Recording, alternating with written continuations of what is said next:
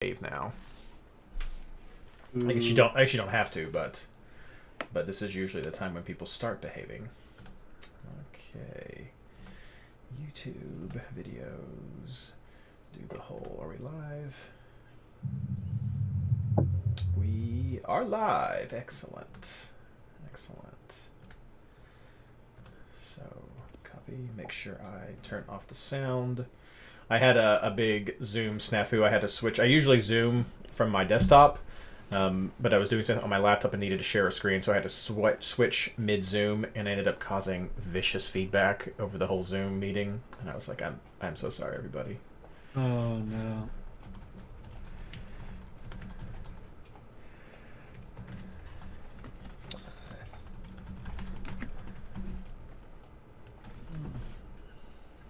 So there is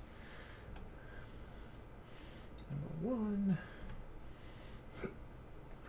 Quick questions. No new questions. Good. And retweet. And then Reddit.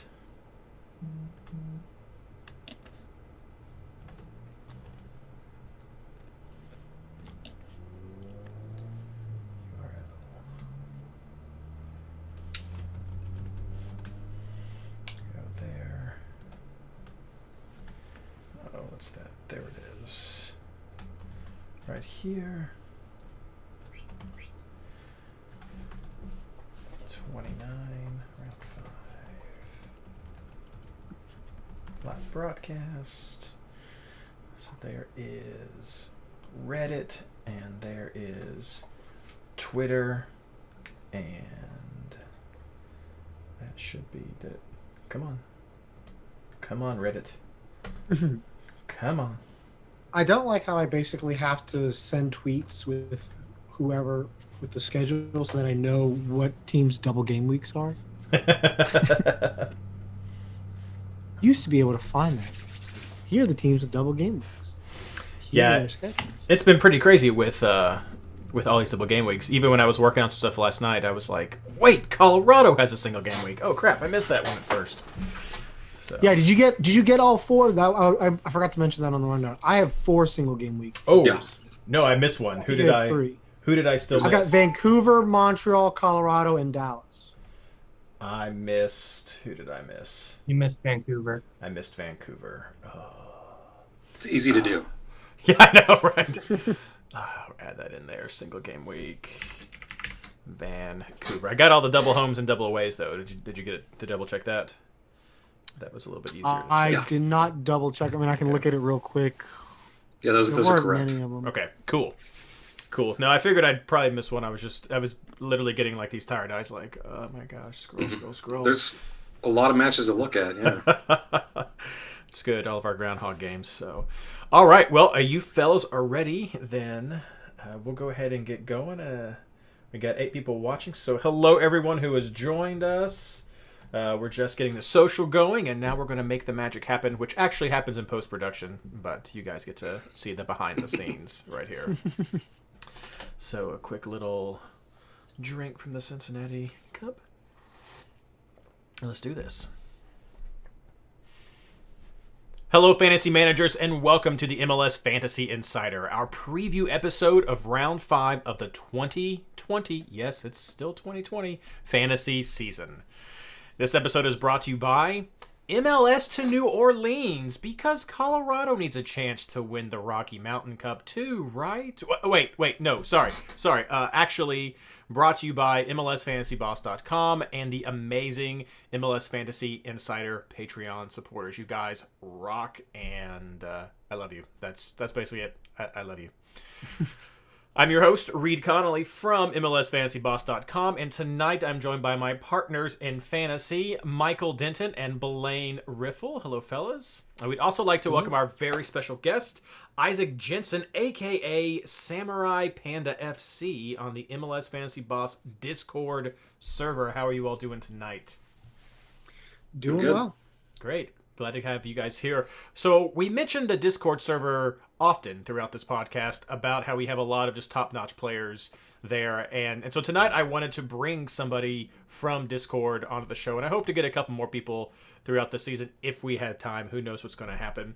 But Samurai Panda here is very active on Discord, is always throwing out suggestions and helping with critiques and things like that. And so, Isaac, I wanted to bring you out here in particular because I thought you would be a good representative of the community from Discord to just chat a little bit about it real quick before we get into the show. And if you want to show off any of your credentials, go ahead and do that. Sure. Yeah, some might say I'm a little too active in the Discord chat. My wife, specifically. I've been playing MLS Fantasy since 2017. When I first started, I was awful, terrible. Started like right in the middle of 30,000 people.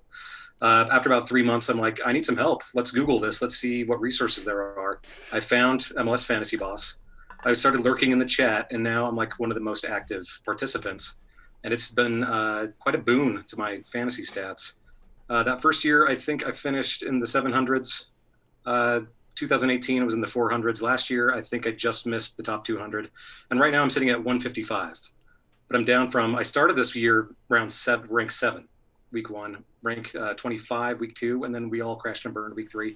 Yeah, it's for sure, yes. But I'm back up to 155, and I'm feeling pretty good about the season. Very nice, very nice. Yeah, I think we'll get into that in a second when we talk about our scores, I think. But this has been a real weird shift back into fantasy with almost relearning some of your techniques and also trying to just ignore apparently everything that happened with MLS's back tournament. So yeah, that was nowhere near as helpful as we thought just by looking at LA Galaxy alone. So there's all of that. Well, dude, I am excited to have you on tonight to share some live knowledge with everyone who's listening to us and the recorded knowledge in the podcast for this quick turnaround that we have. These weeks are nuts with this adjusted schedule. So I hope everyone was able to get their team set for round 4, week 4, however you would like to call it. I did get a couple of messages of people thanking us for sort of that last minute notifications that we sent out. So you're welcome. I'm glad that you guys saw some tweets and were able to get your teams changed and make some adjustments if you were going to miss that quick turnaround. It's coming up again, and we'll get to that in our housekeeping section. But first, let's just talk about round 4. It was a single game week, so it was a little bit of a pause from the crazy. I don't know if the results actually mirrored that pause. So, guys, let's just talk about how you did in round 4 and just some of your general fantasy takeaways. Let's start with you, Blaine. Yeah, huge swing and a miss this week.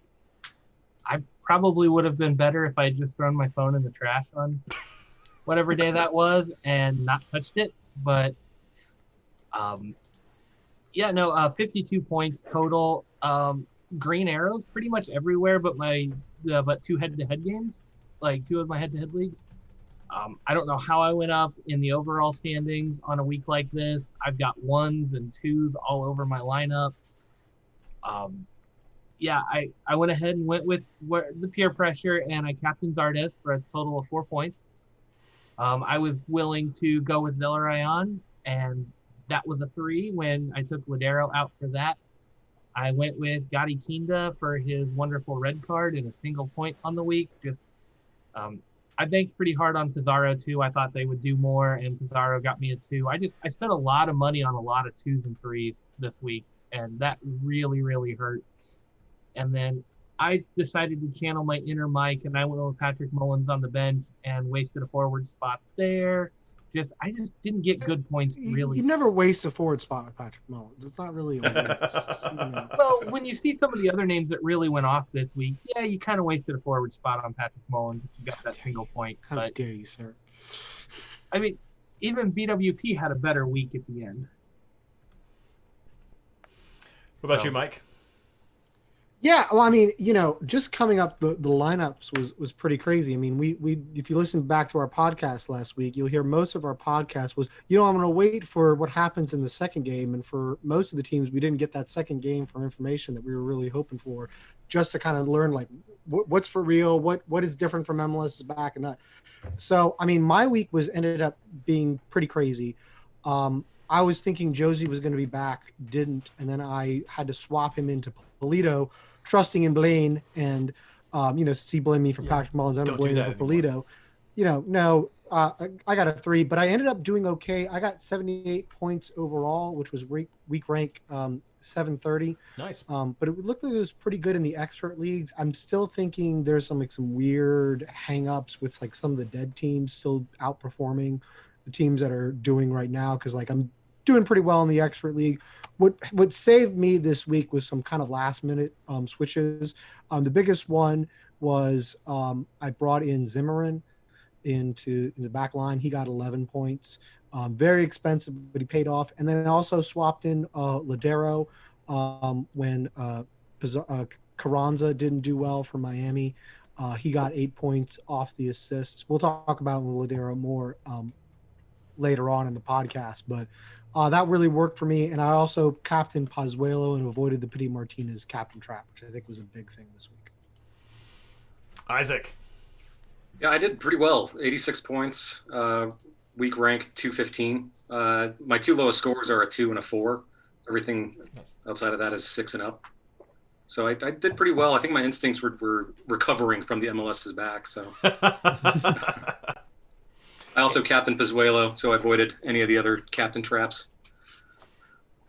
Yeah, I too went with Pozuelo. I only got 70 points this week. It was pretty rough. I took a shot at going heavy with defense. After seeing what happened last week with a lot of the clean sheets that we got, I was sort of banking on the idea that maybe we'd have a little bit of a hangover still with some of these teams trying to get everything sorted out and having that weird schedule mix-up where people had to fly over and fly back, that maybe that would still have some jet lag. And that did not go as well for me. I got some decent scores out of my team. Trying to get that loaded up right now. Here we go. It's not even showing me my team. This is so weird because I know that it was not that bad. Well, no, that's weird. There it is. That's like I'm loading. I had one tab open. I'm like, where's my team? And it's like, no, this is my team for week 5. But I'm trying to look at my old team, which I wish I had my team for week 5 last week. So I actually hit with several of my midfielders. Valeri, Ladero, Pozuelo all did well for me. I had Pavone and I had Bo on my bench. So I had several guys who did really well. But I did a last-minute switch to Zelarayan, which probably since he did not do as well. But my original midfielder I don't think did as well either. But really what it was is I had Butner and Smith all on my bench and Pity Martinez. I put Martinez on the bench, which was something I was very happy I did. And those switcheroos didn't work out for me. I also tried to do a keeperoo with Blake and Bingham, and so that last minute goal by San Jose really hurt me as well. I was just banking a lot on defense this week, and so that strategy came back and got me. I'm not too upset with a lot of these players with their results. It just didn't fall for me with that strategy. My biggest takeaway though, and I'll see if you guys agree, is you did not need to go big name, big budget to get a great score this week. I mean, looking at some of the production that a lot of these guys have had over a couple of games and some carryover from MLS's back, if you look at the Dream Team, 155 points with the 11 players from the Dream Team only would have cost you $83.1 million from your budget. You could have had easily your bench full of scrubs, had these guys here. I mean, we're looking at Shabilko, we're looking at Baird, we're looking at Jet, we're looking at Mueller, Zimmerman, Tinnerholm, FC Cincinnati, DePlane. Holy cow, what is this in the Dream Team? So there's a lot of value, and that's what I want to stress as a huge takeaway from round 3. There is a lot of value in these mid-price players that I think a lot of fantasy managers can continue to take advantage of. Some of it has to do with the weird situation that we're in. Some of it has to do with some injuries that are going around. But I think you do not need to worry as much about this budget if you're feeling some tensions. And I'm seeing some of that on Twitter right now, and we're going to talk about that in just a second. But that's my big takeaway is there is definitely value to be out there, and you should not be afraid to take some of those chances, especially as some of the budget gets a little bit tighter. Did that shock you all as well to see just how cheap the Dream Team was? Yeah, well, I mean, just how cheap it was this season, although that changed this week. I got the email from MLS this morning saying, your team is over budget. You have to change your team or you're going to get kicked out. Which, I mean, I thought it was kind of hard to do to get over budget before, although apparently Andrew Wiebe managed to do it in his 1 week of playing because his team isn't qualifying. So yeah, but I mean, I do think there, as the game goes forward and as this budget constricts, is going to really put a lot of pressure on you to move on to find budget options. Looking at my team this week, it was really a lot of pressure on the defensive teams. Every defender like I was targeting was like at 8. All of a sudden, it was like, whoa, where did this come from? And I mean, that's what James had told us was going to happen with this algorithm. And I think we kind of finally saw it kick in this week. We didn't see it as much between 3 and 4, which is really good because that was a tight schedule. But it really kicked in this past week. But yeah, I mean, I think we're going to continue to see dream teams as just guys get chances out of nowhere. You just see weird rotations, and you're never really sure what you're going to get on a given week. So I think that's probably going to be the norm for this season. So here's 2 reactions I got from Twitter. Dan and Shar Warchel on Twitter said, I dislike the new 125 million salary cap. I had over a 10 million increase that I can't use it. This is changing how I play significantly in that I can't play any subs and I'll have to play my best 11 and leave the bench cheap scrubs. Dislike all the changes from previous year. And then also Sherry Snyder, one of our Patreon supporters, says, I grumbled/whined too at first. My strength as a manager was building team value, especially in the early game, but playing keeperoos, autoroos, and switcheroos keeps things challenging even with the fixed budget. So she's kind of on the fence, it seems. So a little bit 2 different sides there. Isaac, what's your reaction to this new fixed budget? I hate it, or love it. I like it, it's already kind of starting to feel the squeeze, but that's because I've run all the switcheroos and autoroos, and it's becoming more of a struggle, especially with defenders, to be able to do that viably. I love the challenge of that. That's kind of what draws me to fantasy to begin with, is fitting all those pieces together, finding that perfect starting 11 and 4 on the bench. But I'm also like, it's hard. It's really hard, and it's I don't know. Like I guess I could say I'm on the fence about it. Like I get why we're doing it, because it is creating so much variety, and it's not just template teams, especially in double game weeks. So that's great. But it does, make my brain hurt.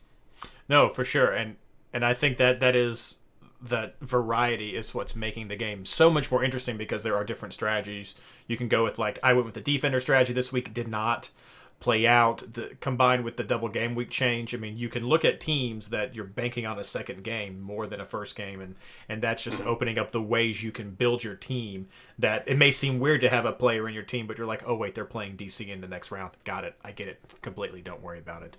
And it makes the switcheroos and keeperoos and autoroos harder, which I know is a bit more of an advanced tactic, which can be a little off-putting for some newer players, but it's hard, especially with this weird condensed double game week schedule that we're playing right now.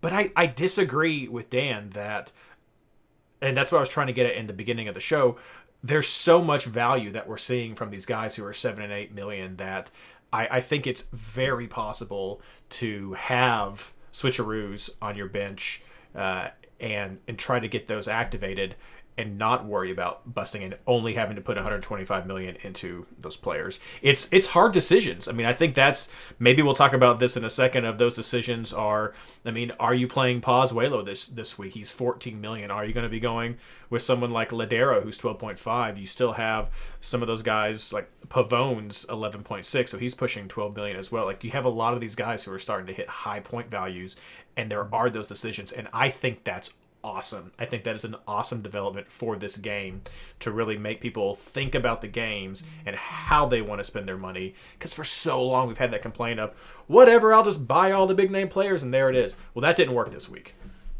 Yeah. Well, I mean, to be honest, I was just gonna say, like, I was able to have the money to swap in Zimmerman and Ladero, to the more expensive players in the game this week. So I mean, clearly, like, what we had last week was a little too generous on the budget side. I think it was almost too flexible for switcheroos, to the point where, like, budget didn't really matter. If you're going to have a budget game, it has to matter in some way. And so I think what we're seeing now is more of a correction, but it's also probably fair to point out that it's probably an overcorrection just the way the algorithm is going to work. Remember, this is actually week 4. Right now, all the players who have been good are the players who have had the insane price rises. I mean, I think like Butner for New England is up $2 million over the past 2 weeks. And I'm not sure where exactly he started, but he may have even been a total of $3 million total, just because he's done so well. But eventually, he's going to get scored on as a New York City fan. Hopefully this week, but eventually, like those guys are going to have bad games, which are going to knock them down. So, like right now, you just have a short window, and so their prices are a little bit inflated. You will see some of that to come down, where you have a much less. Only the truly elites are going to be truly expensive, and so you'll have a little bit more parity. It's just so tough for that to actually play out in a season like this, where everything is condensed and you have so many games in such a short period of time, and week to week makes such a big deal. I mean, this was not really designed for this short of leg of stints, and that's not MLS's fault. It's not James's fault or Ben's fault. It's just the hand we were dealt. But I do think we're going to see it balance out a little bit over time, so it won't be quite as much of a crossover. Yeah, and this is the way it's designed. It didn't surprise me that we saw a lot of this fluctuation this week because for those of you who may be new or have forgotten it or getting back into it, the price change system looks at this sort of 3-week average, and then it kind of pairs it up against also a 5-week average as well to help with in the more complicated secret side that we don't even know about. But it's looking at these 3 and 5 week averages and how they compare to each other in a weighted values. And we've solved the 3 week that's starting to play in. We're hitting that 5 week now, so it only makes sense that a lot of these players are going to have some crazy prices. And like you were saying, Mike, Butner started at 5. He's at a $2 million plus since the beginning of the game, and when he went up a whole $1 million last week from last week to tonight. Yeah, Daryl DK is also another one of those guys who's played well for 3 straight games, and he's got the full $2 million price rise. And you're seeing him. I mean, he's one of those could be premium forwards if he keeps up the production he has. As crazy as this makes me feel, like I have to agree, Doyle was all over DK in the game threads, and just talking him up, amazed at how he's playing in space and what he's doing for that team. And he's a fantasy guy we've got to keep an eye on. I fully expect if he keeps playing the way he is, and you should go read some of Doyle's tweets about him. They're fantastic. It'll give you an idea on how good this kid is. If he keeps playing like that, he should be $11 million in another couple of weeks, and he's going to earn every bit of that. And you should have to make those choices. So this corrective algorithm is working. We're looking at it last year at any given time. If you were at good price rises, you were able to hit about 4-ish super premium players. Those are your top end. Normally, we would say those are about 12 million and above. At any given point last year, you may be able to get 4 of those guys in your lineup and make sacrifices somewhere else. This week, that's kind of what I'm seeing is you can fit 4 of those super premium guys that are all hitting about 12 million and above right now. And then you're having to make sacrifices somewhere else if you want to fit that many guys at that price point in your lineup. And that's what we expect. Now, we may have to talk about this again in 3 weeks. If some of these guys keep playing really well, maybe you can only fit 1 or 2 super premium guys in there. And that's okay too, especially if they're like Pozuelo, who's already at 14 million and just putting up a good average. If he's going to keep that up and hit 16, 17 million, you've got to make a hard choice. Is he worth basically 2 middle of the road players to have 1 spot on your roster filled and maybe miss out on an auto roo? And that's part of the strategy of the game. But I want to go back to Dan's point. Don't look at your price change as much this week. They changed the algorithm this year and doubled it. Used to be you could only go up $500,000. Now you can go up $1 million. So when Dan says he climbed 10 million, great. That's a great week. I'm sure his score reflects that. But last year that would have only been a 5 million jump on your team value. So you're not missing out on a whole 10 million. You're really missing out on a 5 million increase. And that's still a great week, but I know we ended up topping out of the season last year around 130 million on the high end. Most players were averaging about 125. So it's seeing a 10 million increase would just blow that old system out of the water. That's a good point. That's a good One thing reminder. I'll also add is that with the condensed schedule that we're getting, a lot of players are going to start getting ones just because of the rotation. And what we learned from this algorithm is it brutally punishes ones. So I don't think that players are going to be able to maintain their prices. Right now, players have been able to play throughout. That's not going to last. Everyone is going to get rotated. You're going to see more things like we saw in the Miami game where they pretty much just brought on all their good players in a 5-man substitution all at once, for like a 20-minute stint, and they didn't get a goal. So all those players pretty much got ones. We're going to see a lot more of that. And you can be thankful that you're not going to suffer in your budget because of that. In the past, that would have been an absolutely brutal hit to your budget if you mess that up. And this is not going to be anything that you're going to be able to predict with any kind of certainty. We're not getting injury reports. No beat reporter is out of practice. Any information we're getting is based off of what coaches choose to tell reporters over Zoom. That's like the least reliable source of information out there. It's just going to have to depends on what the coaches are feeling and how the players are feeling. We're not going to know any of that. So I think it's going to end up working overall in the future. Just kind of give it some time. The rest of the quick wrap up for round 4, we only had 4 clean sheets out of 3 games in this. So Toronto got a clean sheet. Cincinnati and Columbus got a clean sheet, which in my book is a win for Cincinnati. And then we had a clean sheet from Nashville on Sunday as well. So we had a lot of 1-point games sneaking here. We had 3 teams that got 4 points. One of that was Portland against RSL. This is 2 weeks in a row that RSL has put up some goals. So fantasy wise, that is someone. That's a team you want to keep an eye on. I was actually wondering how all these, I'm just going to call them shenanigans, and that is all we're going to say about it, that's going on with RSL would have impacted their team. And so I was sort of hoping that my Portland players would have done a little bit better, but I'm sure Isaac was happy for them not to get 3 points out of that. Sure. And of course, the Sounders game was ridiculous at the end, as well as that Nashville game. I think people were a little unsure about Nashville and maybe had some higher hopes. I'm still from unsure Miami. about Nashville. I think that's fine. I think that's fine. But I think people were unsure about Nashville going into it, thinking that Miami definitely had more of a chance than the way this game ended up being with some of the money they've dropped and some of the players they have. But hey, whatever. I think I saw at least one team shared in the Fantasy Boss Discord where someone had Willis for the goalkeeper for Nashville, and then Zimmerman and maybe Romney. Like, they had a whole defensive back line from Nashville, and if that was your team, congrats. You are having a great night tonight. You had a great day yesterday, and I am happy for you because that's awesome. Good job right there.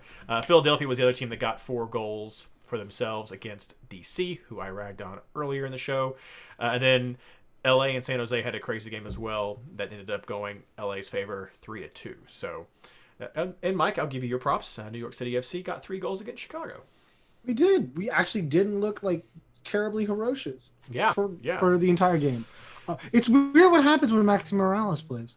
It is so crazy. And Blaine, nobody likes Polito anymore. Yeah, I get it. Reed, I want to piggyback on a little bit of that, because one of those things, like, guys that went with Nashville, great. That's amazing picks. Watch the lineups. I mean, I was kicking myself. I put Mullins in, and I got so excited about seeing a 4.0 starter as a forward that I just put him in. And then I started watching that game, and the commentators were like, oh yeah, no Tighter and no somebody else. I can't remember who else wasn't playing for Montreal. Yeah, I'm like, oh, well, I should have put another defender in there. Like, they're missing everybody now. Like, it's one of those, we worried about goals, and then all of a sudden it was, oh, Montreal doesn't have anybody that can score a goal. I should have gone defense. And this snowballed on me because I had Mullins in there. I wasn't about to take out DK with the way he had been playing and how hot he was, but I wanted to shortlist Kasper Shabilko at that point. And if I didn't have Mullins, I would have put Kasper in my team at that point because of how bad DC has been. And then I saw the lineup and I'm like, oh, this makes perfect sense. and I wanted to go there. So watch the lineups, everybody. There's a lot of telling information, and some of these bad teams, when they start changing things, they get really bad really fast. So that's it for me for the quick wrap up of round 4. Guys, Isaac, Mike, anything that we missed fantasy wise that we need to point out before we move on to our housekeeping? I pretty much covered it. I mean, I was one of the lucky ones who had a Nashville defender. So There you go. Lovitz was my backup for bench fails, and I had a lot of bench fails. He was a 4.0 defender. I figured Nashville at home, solid defenders. Miami is still, an expansion team. Let's just go for it, and it paid off. There you go. There you go. Just soak it in. Enjoy it. All right, let's move on to the housekeeping section. As we have mentioned a couple times before, round 5 is a big double game week. It also starts on September 1st. So, yes, that's tomorrow. This thing is kicking off tomorrow. So, if you're listening tonight... Or today when you. You're listening to this. Or, exactly. If you're listening tonight, good job. If it's tomorrow, which is today when you're listening, then in the future, what? Yes. Everything starts on Tuesday, September 1st. So be sure to get your teams set. It kicks off again with one of our Groundhog's Day games with Toronto versus Montreal at 8 p.m. Eastern time. So it's only one game, so you still have time to get your roster set if you miss it. But I think there are going to be some Toronto players that people want. And, of course, since we're having a lot of quick turnarounds, I'm also going to go ahead and plug round 6. Round 5 goes from 9-1 to 9-6, and then round 6 starts on 9-9. So a 3-day turnaround right there. So everyone just needs to be aware of these quick turnarounds that we're having because of this condensed schedule. I'm also going to do a shameless plug at this time, and if you haven't noticed, there are still fantasy articles that are coming out for the official MLS soccer game over in the fantasy news site there. Skylar has been writing the weekly ranking articles. He is off this week, and so I have thrown my hat in for some rankings, and it was weird trying to write this article with the changes in price that have come and some of these weird results, and a lot of times I just found myself making even surprising decisions for me when I was thinking, okay, if I was building my team, would I be going for this guy now? Would I really want? So would love to hear the feedback. Probably it'll be hate mail, and that's fine. But please check out the fantasy player rankings this week because it'd be a lot of help. This is a big double game week round. The double home game teams are Columbus, New York Red Bulls, and Houston. That's right. Houston was off last week. They're back this week with the double home game. The double away game teams are Philadelphia and New York City FC. And then we also have 4 teams who are on a single game week. They're losers. No, they're not. But the 4 teams on a single game week are Montreal, Dallas, Colorado, and Vancouver. And Sherry, to help you out, if you're looking for a team that can help you with switcheroos, then Colorado is the team I'm going to say you should look at. They're the last of the single game week teams who play. They play the very last game on September the 5th, which is 10:30 against San Jose Earthquake. So that's a lot of time for you to see some results if you're going to try to get someone to swap in. Some of the teams will have played twice by then, so you can't get everybody, like Houston's played twice by then, but there are more teams who are playing on Sunday, September 6th, and so you will still have some pivot ability, some switcheroo ability if you're just trying to hope to force a transfer with one of your autoroos or something. Let's see here, checking through anything else people need to know.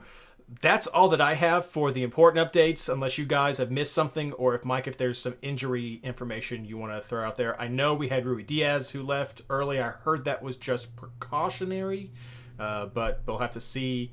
That's what it was. It was like precautionary, unless there's something new that's come out today, and maybe let Isaac speak to that. I haven't seen anything new, but I mean, he got injured right before halftime and then came off. I don't know if Isaac's heard anything more. Nothing new. It was a heel contusion, which is an issue he's had in the past, so it was definitely precautionary. Who knows if it ends up keeping him out of any games. That's why it's so important to look at lineups. Mm-hmm. But fortunately, they have Jordan Morris. Yeah, they have Jordan Morris. And Will Bruin! Will Bruin has looked really good in his comeback, honestly. He had a great little no-look heel setup.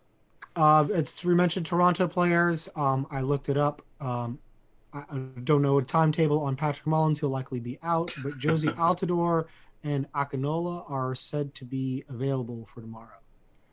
So just going to put that out there. Akinola 5.0. That's a good bench right there. Mm-hmm. That would be. There's a lot of cheap forwards this week, if you really want to. All right. Well, if there's nothing else that you guys want, anything else you want to throw in for housekeeping?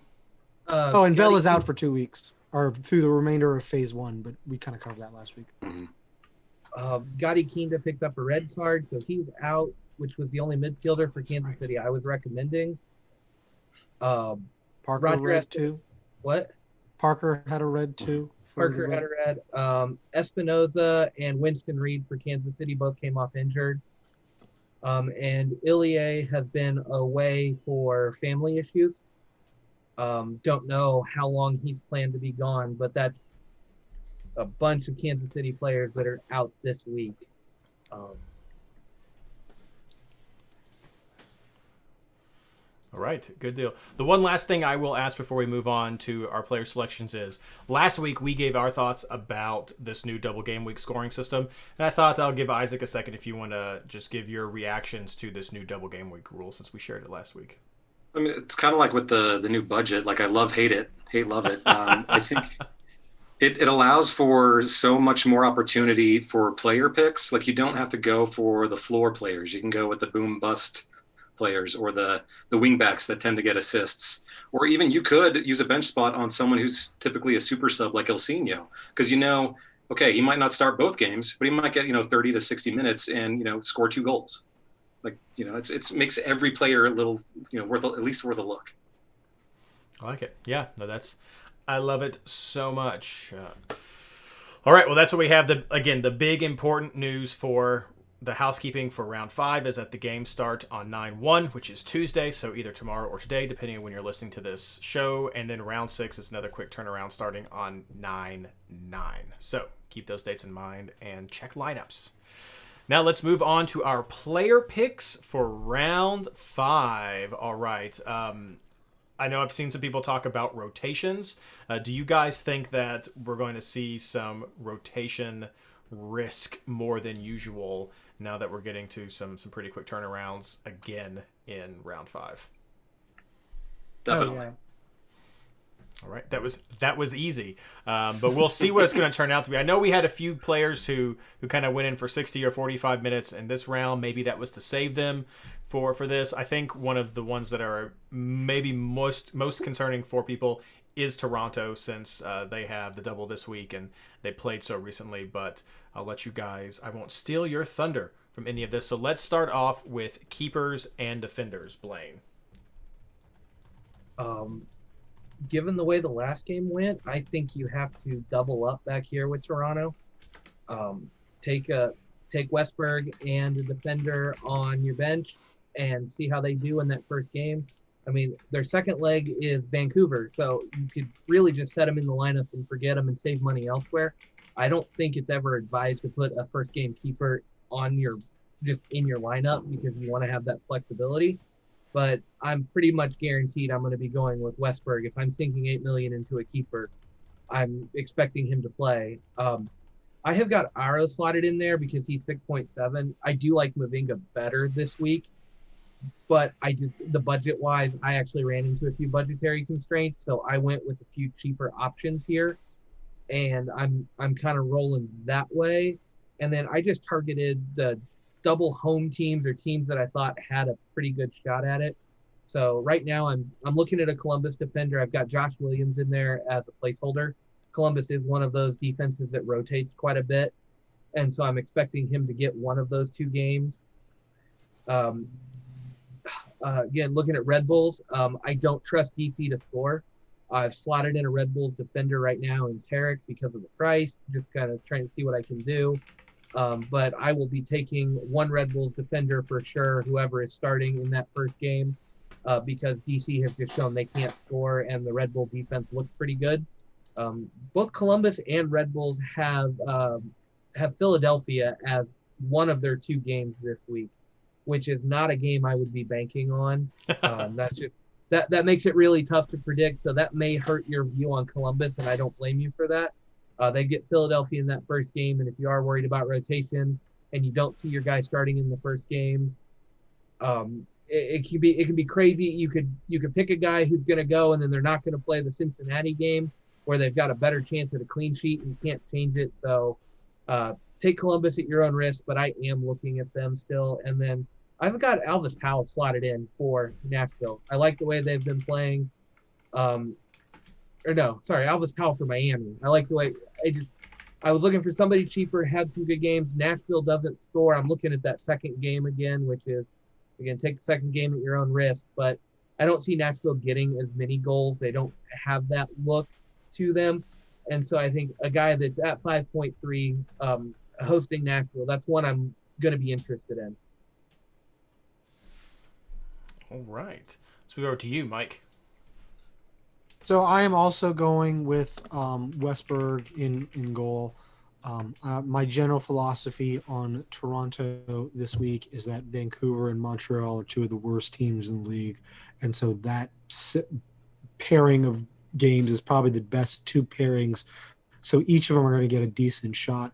And their schedule hasn't been as rigorous as some of the other ones because of the kind of weird Canadian spacing with the Canadian tournament that they've been doing. So I'm not as concerned about them as I am for some of the other teams. So I have Mavinga. I had the money for him. I may kind of change that up. But I kind of had some cheaper players in midfield, so he was able to work out for me. I have Williams right there as the placeholder, but I'm with Blaine. I'm really worried. I don't want that Philly game. I want the Cincinnati game for their defenders, and I don't see that lineup, so that may just make me change unless I feel comfortable enough just to go with a defender, or maybe I'll put the defender on the bench. We'll kind of have to see about that. Then I have a name which I will probably change it after this podcast, but I was like, this will be fun just to talk about on the podcast. I have Francisco Calvo in there from the Chicago Fire. He got 11 points in his game against Cincinnati, and I don't trust Cincinnati to score. I also am not super impressed with New England without Carlos Heel. I still kind of doubt their abilities. They've kind of had a little bit of success, but it's just not – I don't know. I'm not, like, super terrified about what they're going to do on the road. So Calvo's been getting some pretty okay points, so I have him in there. And then I have Deplagne because Columbus showed absolutely nothing against that block. And I also think that Chicago against that block is not going to break that down. So that's kind of what I have right now because I don't really trust a whole lot of defenses. Isaac, what about you? I'm going a little different. Okay. I don't have Westberg. I do have two Toronto defenders, but I'm going with Room in goal. And I'm just going to leave him on the bench and probably keep him there. I think the two Columbus games, Room should be good for both. I think those are the two games that will have the least amount of goals allowed. I mean, Columbus has only allowed 2 goals all season, if you don't count the MLS's back. So I've got Room. And then starting defenders, I've got Mensah because I figure he is probably the safest Columbus defender. If anyone's going to go 2, it's going to be Mensah. He is expensive, but, might be worth it. I've also got Mavinga starting because he should also go 2, also like the clean sheet chances. Then on my bench doing a switch, I've got Aro because, it's Toronto, and he gets very much involved in the attack. And then I've got Huan for Orlando. Super cheap, 4.8. Like you said, Nashville doesn't score, and then who knows what Atlanta is going to do in Orlando. And Orlando just, put the smackdown on Atlanta, so I kind of expect a similar result. Other defenders I've looked at, I like Waston for his BP generation, and they kind of proved this last week that maybe their defense isn't as bad as we all expect. So, I guess that was my big takeaway from last week was, don't necessarily ignore Cincinnati defense. Could be a good spot for points. And I also like the Calvo shout. That's another one I looked at quite a bit. Whoops. Sorry, I loaded up my spreadsheet right here. No, Room. I think Room is a great shout out. I was very excited to see him back in the lineup when Columbus came back. Before, I'm personally looking at at Westberg. I think it's just such a simple keeperoo to go with this week. You start him on your bench, see how he goes, and then you have so many options to pivot to after that. I mean, you could go to room if you got the money for that. That's almost 17 million. That's almost 17 million tied up in keeper. So you might want to look at somebody cheaper. Which, I mean, if you take a look at this, if you're looking for a cheap keeper right here, you may look at Connor Sparrow over in Chicago. He started last week. He's 4.7. They have a couple of options, but it may be Sparrow again. Cincinnati, New England, like Mike was saying, could turn out well for Chicago. But you also have Joe Willis. He got the clean sheet this week against Miami. They'll be playing Miami again this week. They also played Orlando, which Orlando's been scoring, so you may not be banking on that game. But you might have a shot with another clean sheet out of Joe Willis, and he is a 4.1 million keeper. So if you wanted to do some on the cheap, you've got some options right there as well. Going on to defense, I was so happy, Mike, that you mentioned an FC Cincinnati player. We've gotten a lot of clean sheets recently, got some good value there. I don't think I would still start an FC Cincinnati player, but I think they've become some pretty viable switcheroo options. If you look at Vanderveer, he is 5.2, so he's one of the cheapest ways into the Cincinnati back line, plays there next to Waston. The plane is definitely probably be one of my favorite defender to go for in fantasy. I still do just love Waston, though. Just that's just good times, but you never know when that red card's going to come. That's the thing with Waston. You never know when the red card's going to come.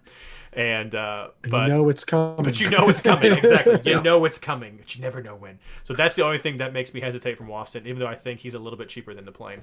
But you've got that there. Other value defenders you could look at. I mean, you've got Dave Romney as well. I mean, Lovitz, like you were mentioning before, Isaac, is super cheap. Lovitz has been on some corner kicks and set pieces, so he's got a pretty big upside.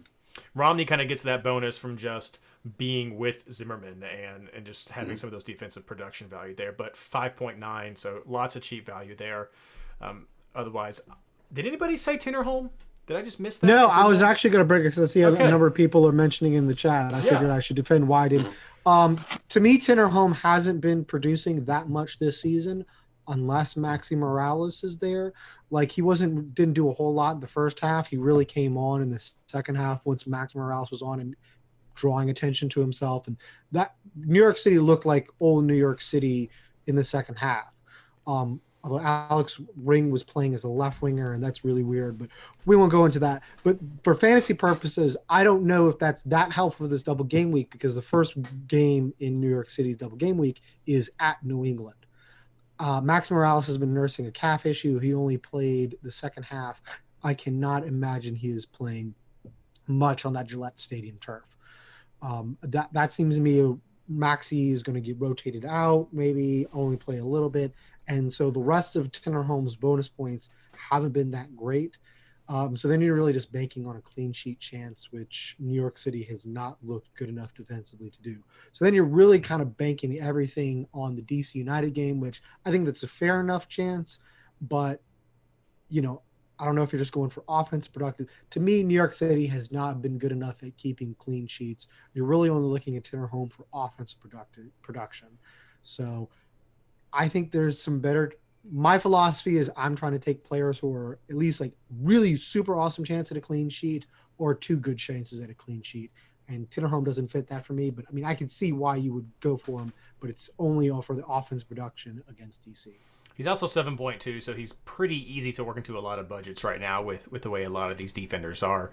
Though we did mention Aro as well, who I think is another awesome shout out, 6.7. So some really great value right there. I know we all talked about shying away from Philadelphia because they've got some good offensive power. They've got some defensive chops as well. Maybe not the best game for them. Columbus is probably the biggest risk of scoring. Red Bulls have not been that great. But Jack Elliott's another one, 6.4, a really easy guy to work into your defense. I think he, even giving up some goals last week, I think he still got 4 points. So he's getting some bonus point production that really helps these defenders when it comes down to that. Okay, let us move on to midfielders. Mike. All right. Well, I think probably one of the first games on my team sheet this week was Pozuelo. both Montreal and Vancouver have not been shown to be good defenses. Pozuelo's been really consistent, probably one of the most consistent players in fantasy so far this season. So I have him first. Then I have Blanco. He did really well for me last week. I still don't trust the LA defense. And then, Seattle. I know they've been a lot better, but still think there are some questions about their defense. So I think he's a pretty decent 2-game stint. Then I have Quintero. I think Blaine thought we were going to escape this podcast without talking about the 5-2 SmackDown that happened after we recorded Monday's podcast, but I didn't forget about it.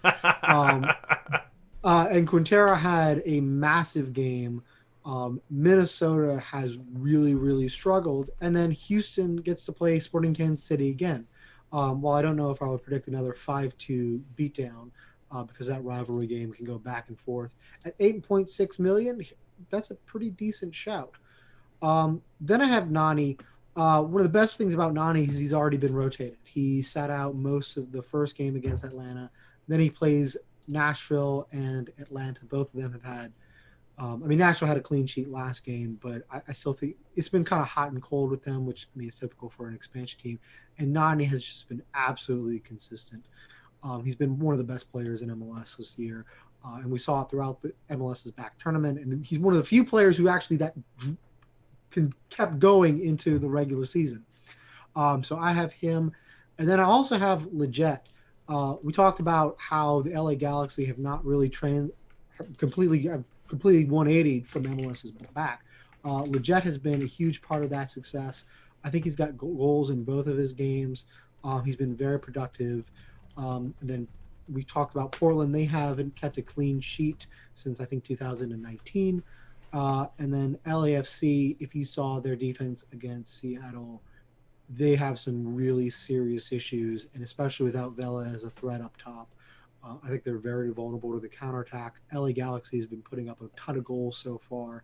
So at $8.4 million, he's a really cheap option and allows you to spend some money elsewhere. So, I have 5 midfielders in my team, and that's what I did. All right, let's go to you, Isaac. Do you have questions about the Seattle defense? Always. Fair. All right. It's difficult for me to want to pick Seattle players just because I'm so invested, and I get so disappointed if they don't perform fantasy-wise. But then I'm elated when they do. But I just feel so close to it that I don't feel like I can be objective with the fantasy picks. But that said, I do have João Paulo in my midfield. He's showing that he is just as much of a bonus point generator as Ladero.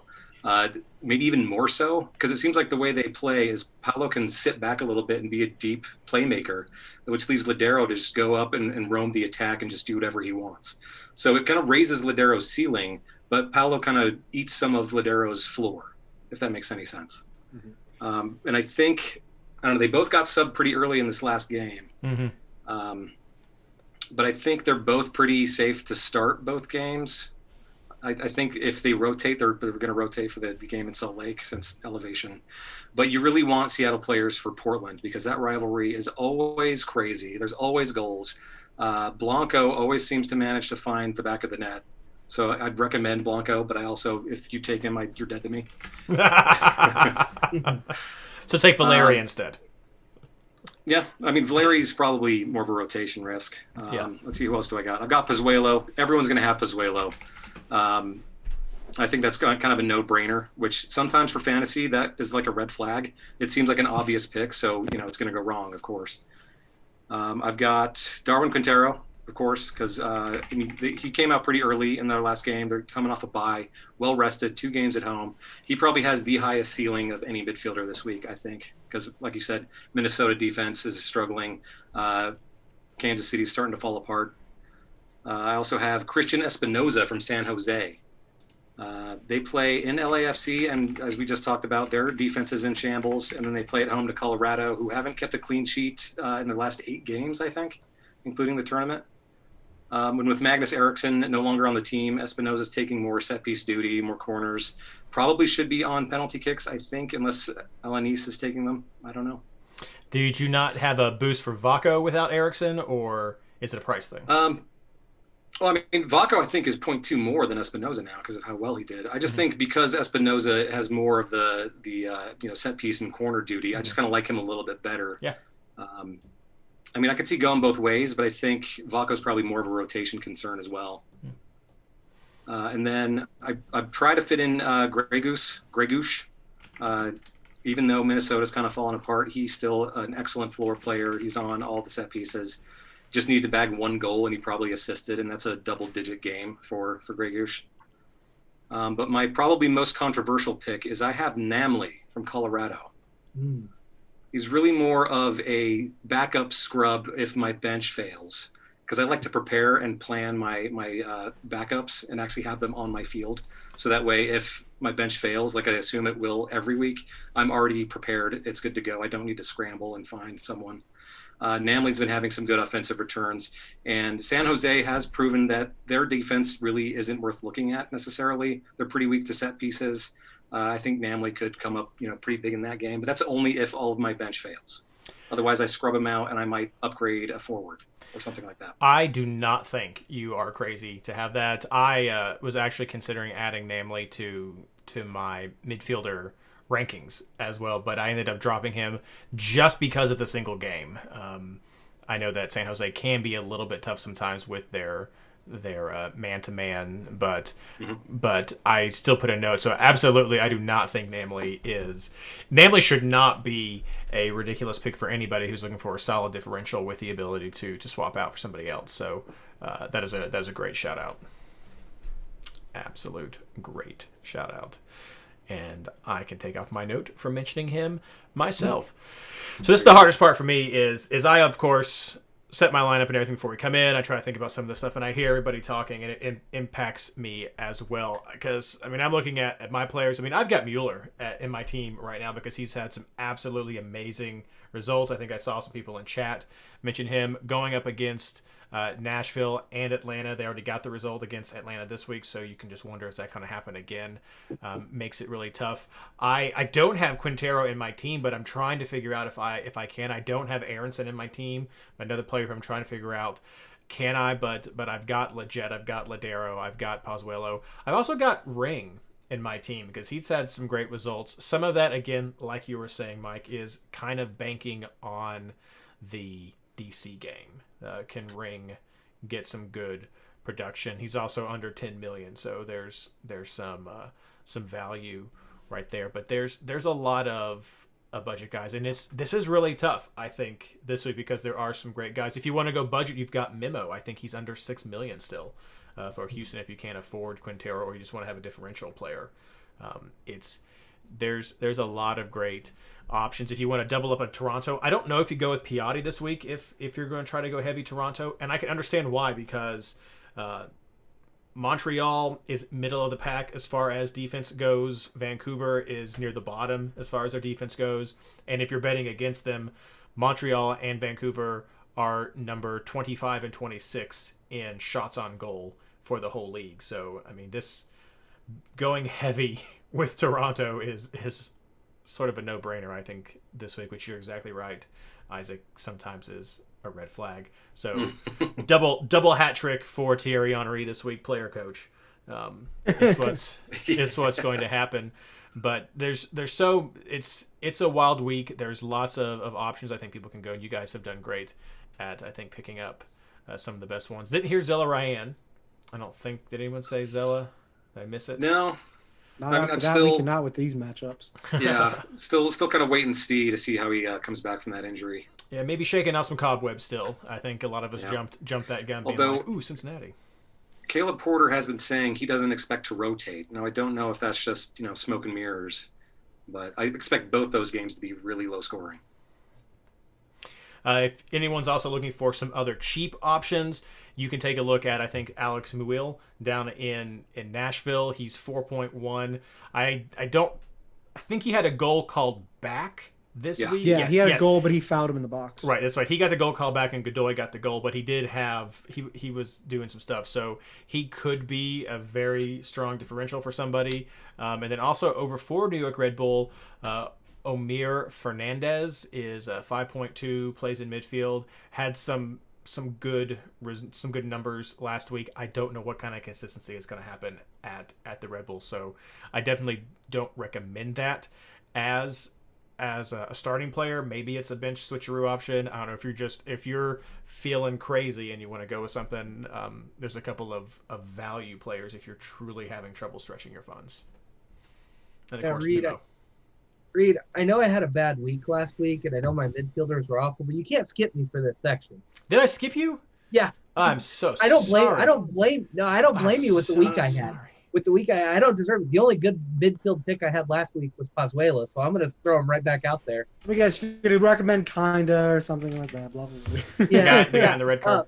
Well, let's ask you that question straight up. What about Johnny Russell? I wanna like him, but it's just he's so hit or miss, and the rotation with Gerso and Shelton out there. Like if Shelton's healthy, Shelton's a guaranteed starter, so it's a toss up on whether it's going to be Gerso or Russell starting, and that makes it so hard to pick Russell on any of those. I have him in my draft league, so I don't have to worry about it. I just play him every week, hoping. But yeah. No, I'm probably overcorrecting, but I went with both Ladero and Valeri this week in my first draft. I lost out on a lot of points last week because I took some guys out, and so I'm just going with the kind of the proven commodities and hoping to make up some ground while everybody else tries to play cute with all these other ones. There's a shot right there. I'm sorry. I just got so excited that somebody mentioned Emil that I just went with it. No, and I get it. I actually had some other names. You stole one of them, and I was looking at Mueller. I like the Nani shout, but Mueller has been really hot right now, and it just given the way these two teams that he's playing go, I could see him having another big game in one of these two. And then my fifth spot is really tough. I wanted to go with some differentials. I had Zeller on, but just the way they've played, I don't know if I trust it. Philly and Cincinnati seem to have those defenses that can shut somebody down, which I wonder if I can get just some better consistency elsewhere. So I want to see the lineup, but I'm toying against just betting against DC and going with the Red Bulls attacker or midfielder here.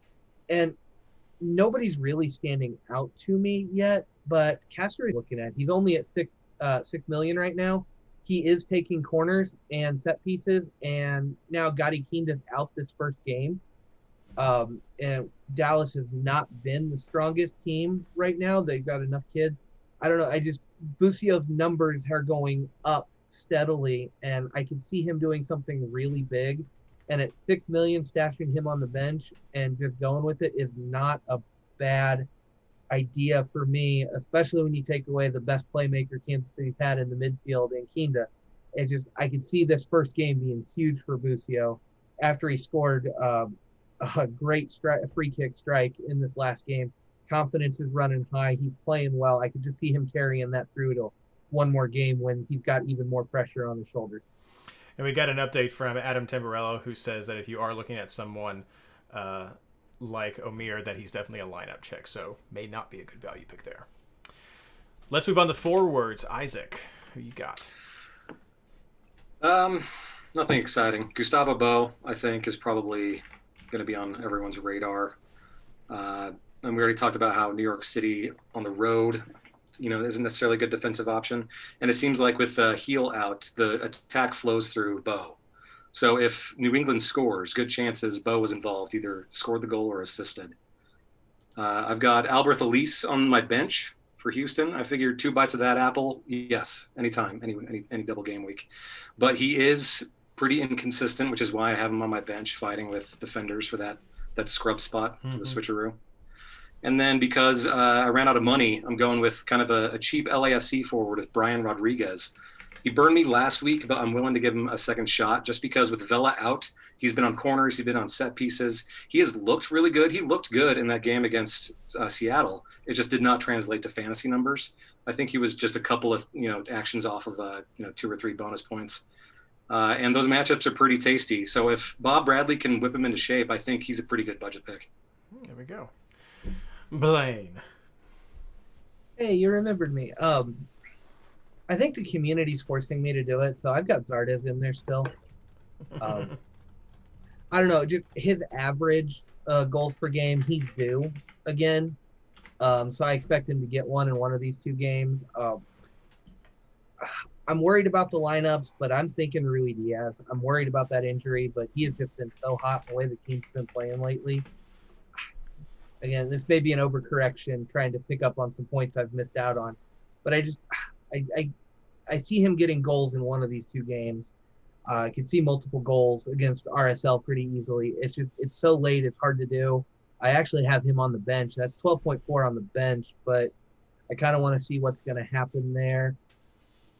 And then I'm going to keep riding the young kid. I've done this before with Orlando, and it's paid off really well with Kyle Larn. So I'm going to go with DK again. He's been a monster. His average is 9.3 right now. And he's going to have to drop off at some point, but playing in Nashville and then home to Atlanta, I see points coming again. I'm going to gamble with it, and I'm just going to run with the kid while he's hot, and until he loses that starting job, he may be one of those set and forget type of players for me. Mike, who are you looking at? A bunch of cheap options. I do have Bo in my lineup as well.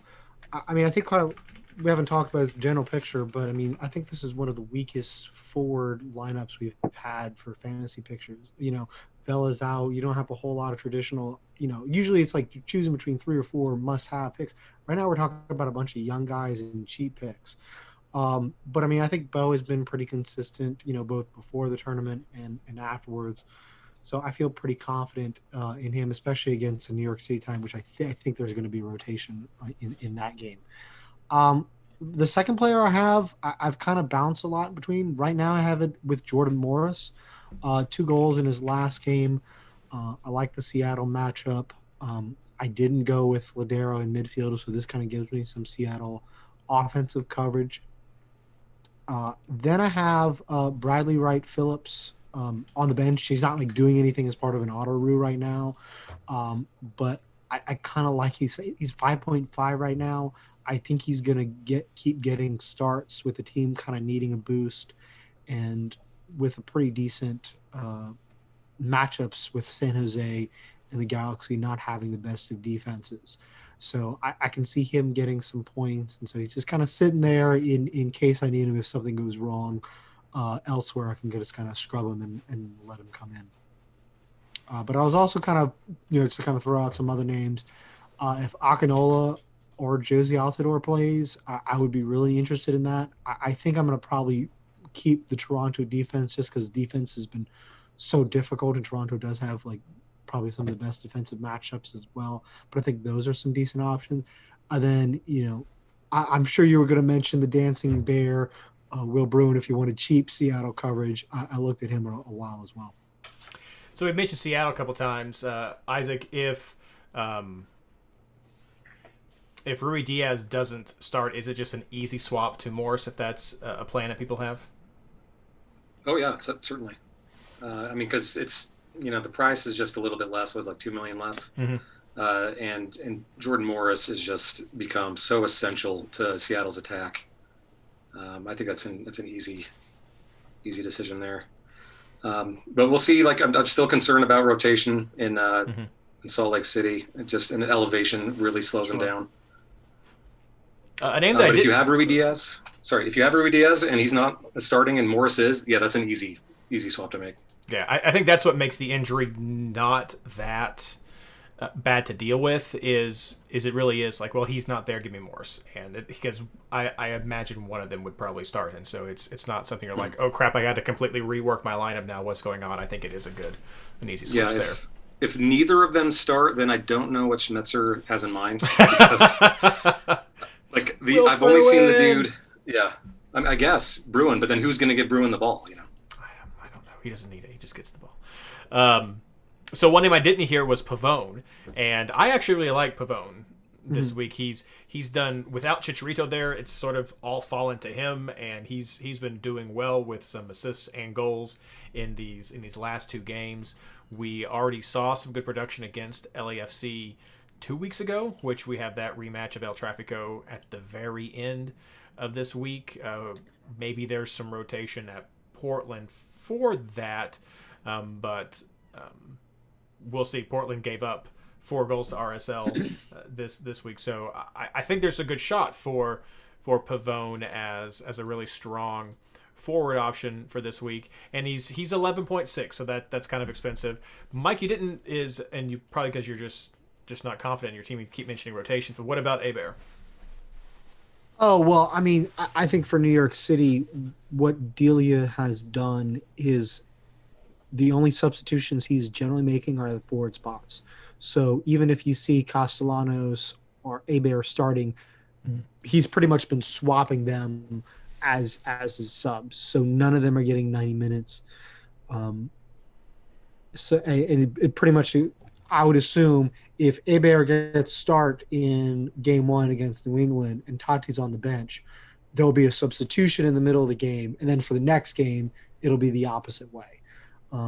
That's just kind of the way that Delia has been managing things. It's pretty much true of all of the attackers. I expect it won't be true when Maxi Morales gets back healthy, if that ever happens this year, which doesn't seem like it's going to be. But I mean, that's to me is the problem with taking New York City attackers, is you're not getting a full 90 minutes. Otherwise, I think you guys are right on point with Bo. He's just great at producing those offensive points as well, with not just shots, but with assists and key passes and that. And that's just so crucial for a truly great fantasy forward is to have that selflessness to him that can help generate points as well. But another cheap one you guys didn't mention, I think, is definitely worth considering this week is Shibilko. Had some great results these last couple of weeks. The Columbus game, I think, will be the hardest, but Philadelphia has a lot of pieces that could give some opportunities for them. And then I like the matchup against the Red Bulls. It's not as juicy as I think most matchups are against DC or against Vancouver or Montreal right now, but New York Red Bulls is actually a team that I do look at as someone to target against if you're looking for some offensive potential right there. So a couple other names right there. Blaine, you mentioned DK, 7 million. Abobasi still a 5.4. That's really cheap. I don't know about that production right there. And of course, I think if we were looking for the best low priced forward right now, if he does start, I think we would all want to go to Akinola at 5 million. But I do agree with you, Mike. I imagine a lot of us are already going to be full with 3 spots of of Toronto, with probably doubling up on defense and then going with Pozuelo. That's probably going to be a very common thread in a lot of people's teams this week. But if you buck that, if you just want to go with one defender and Akinola starts, could not blame you, could turn out really well. I put him on your bench and see what happens for sure with that one. All right, final question as always, everybody. Who is your captain, at least at this time? Blaine. I've still got it on Zardes after last week, but I think it's got to be Pozuelo. Madman. Mike. I have it on pause. Isaac. I had it on pause, but I think I just talked myself into Darwin Quintero. Ooh. I just think he's got a lot higher upside. I mean, I don't, like we were talking about earlier, I just got that feeling about Toronto. Maybe this is the week to skip Toronto because Taider's back, Payet's back. Thierry Henry is, kind of a soccer mastermind. And then they have to fly all the way across Canada to get to Vancouver. I don't know. Just have that feeling about Toronto, so I'm going with Quintero. Okay. Do we know if Taider is in fact back? Both him and Payet were out for having a kid. And I think I saw a tweet saying they should be back. So it wasn't an injury or anything. I didn't know how much paternity leave they were taking. I can appreciate that. I mean, luckily it's the first game. We'll see the lineups. Yeah. I can really appreciate that as a reason to skip. So good job. Might be doing some of that myself. We'll see how all that happens. For me, I mean, right now I'm still looking at Pozuelo for the captain. I know. I just have to be different. That's fine. No, that's fine. I love it. I love difference. I see a couple people mention Pavone in chat. I just have. I mean, even when it was Vela, I have such a hard time captaining a forward, just because so many of them are just boomer bust, have to get those goals, and there's just so much more opportunity for bonus points with good attacking midfielders that it's hard for me not to captain a midfielder. And maybe that's just a character flaw I have to overcome, but it's so hard for me to not do that. Reed, I answered your question last year with the golden rules. You either, if you're going to do what I do, and I'm bad about it, if you're going to take forwards, you've got to go forwards all the time and just hope that the boom and bust averages out and you get a few more booms than busts. Well, if you're going to play your way, you've got to go with the midfielder and just get those steady points. You may get a little bit lesser game every week, but your average compared to the bust that I get, like a Zardes 2, you're going to average out in the long run. Don't be switching back and forth. Well, the other answer though is you go with Bo, because you're hoping to maybe get 3 key passes and an assist out of him and gets a little quick 4 points right there. So which turns into 8. So I was just going to say that Bo's got a pretty decent floor. So even if he doesn't get on the score sheet, he's probably going to get you a 4 or 5, which is not bad for a captain. Not great, but at least it's not a 2. Would you guys consider the way Bo is playing more of a midfield role, just that he's going to miss out on the 1 clean sheet bonus point?